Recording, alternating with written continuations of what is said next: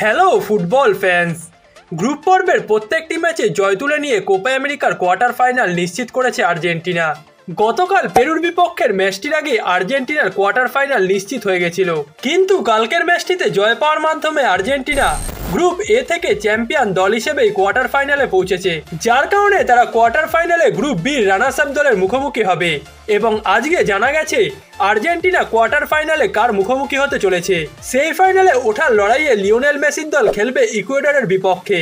ম্যাচটি 5 জুলাই সকাল 6:30 থেকে অনুষ্ঠিত হবে। ইকুয়েডর আর্জেন্টিনার প্রতিপক্ষ হয়েছে বি গ্রুপের রানার্স আপ হয়ে। আজ গ্রুপে নিজেদের শেষ ম্যাচে মেক্সিকোর সঙ্গে গোলশূন্য ড্র করেছে ইকুয়েডর।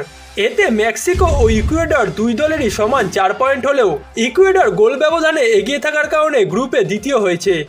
একই গ্রুপের অন্য ম্যাচে আজ জামাইকাকে 3-0 গোলে হারিয়েছে ভেনেজুয়েলা।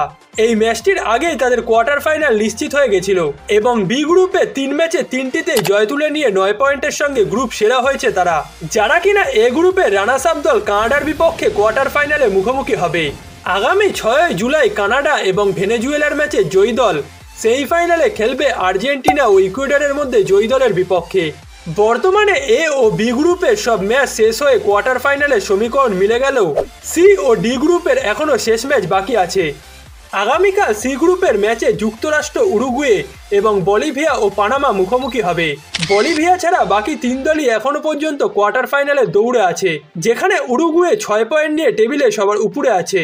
অন্যদিকে যুক্তরাষ্ট্র ও পানামা 3 পয়েন্ট করে পেয়েছে। এছাড়া ডি গ্রুপে শেষ ম্যাচ অনুষ্ঠিত হবে বুধবার সকালে, যেখানে ব্রাজিলের প্রতিপক্ষ কলম্বিয়া এবং প্যারাগুয়ের প্রতিপক্ষ কোস্টারিকা।